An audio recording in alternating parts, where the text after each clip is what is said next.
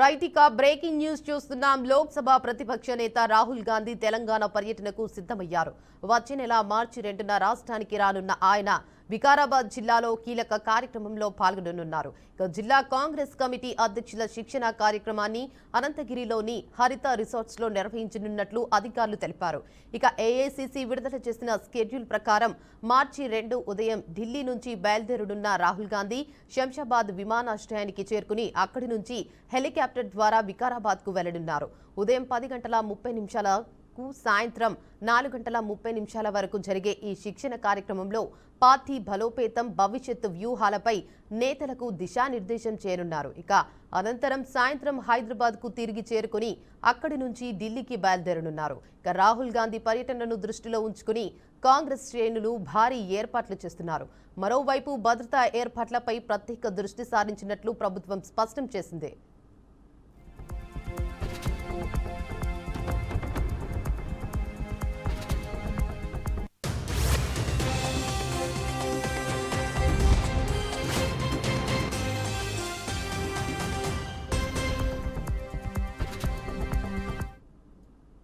ఇక ఇదే అంశంపై మరింత సమాచారాన్ని మా ప్రతినిధి రాజు అందిస్తారు. చెప్పండి రాజు, అప్డేట్స్ ఏంటి?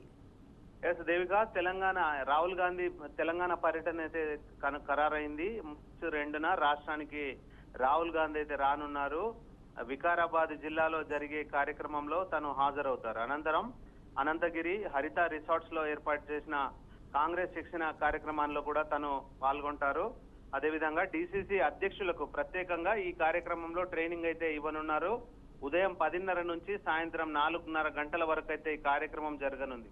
అయితే కాంగ్రెస్ పార్టీ బలోపేతము, భవిష్యత్తు వ్యూహాలపైన నేతలకు దిశానిర్దేశం అయితే చేయనున్నారు. తర్వాత సాయంత్రం 5 గంటలకు సాయంత్రం హైదరాబాద్ చేరుకొని తిరిగి అక్కడి నుంచి ఢిల్లీకి అయితే బయలుదేరినారు. ఈ పర్యటన నేపథ్యంలో పోలీసు అధికారులు అయితే భారీ భద్రతా ఏర్పాట్లు అయితే చేశారు. అలాగే కాంగ్రెస్ నేతలు ఈ భద్రతపై ప్రత్యేక దృష్టి కూడా సారించారు. ఎందుకంటే ప్రభుత్వం ఇప్పటికే అన్ని ఏర్పాట్లు కూడా చేసింది.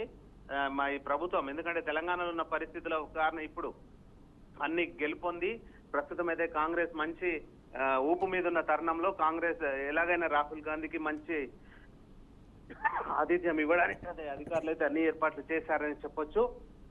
అయితే మొదటిసారి రాహుల్ గాంధీ ఇప్పుడు వస్తున్న తరుణంలో రాష్ట్రంలో ఉన్న పరిస్థితులు అన్ని కూడా తనకు తెలియజేసే అవకాశం ఉంది. ఇందుకోసం అధికారులు అయితే పూర్తి స్థాయి ఏర్పాట్లు చేశారు.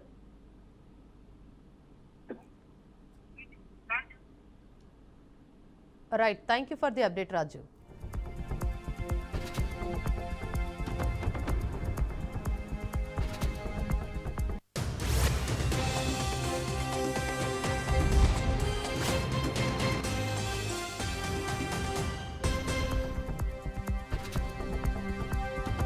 తిరుమల తిరుపతి దేవస్థానం పాలక మండలి నేడు సమావేశం కానుంది. 2026-27 వార్షిక సంవత్సరానికి 5,700 కోట్ల అంచనాతో బడ్జెట్ కి ఆమోదం తెలిపే అవకాశం ఉంది.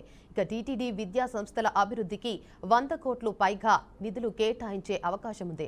అలాగే తిరుమలలో రిలయన్స్ సహకారంతో 100 కోట్ల వ్యయంతో ఆధునీకరణ అన్నప్రసాద సముదాయం నిర్మాణం చేపట్టేందుకు ప్లాన్ చేస్తున్నారు. తిరుపతిలో 10 కోట్ల రూపాయల వ్యయంతో కమాండ్ కంట్రోల్ సెంటర్ ఏర్పాటుకు సన్నాహాలు చేస్తున్నారు. భక్తులు సమర్పించే కానుకలు, ఆన్లైన్ ట్రాన్సాక్షన్స్ ప్రోత్సహించేందుకు ముడుపు పత్రం విధానాన్ని టీటీడీ ప్రారంభించనుంది. ఇక శ్రీవారి నిధులు వ్యయానికి సంబంధించిన మార్గదర్శకాలను మార్పు చేసేందుకు టీటీడీ ప్రతిపాదనలు చేస్తోంది.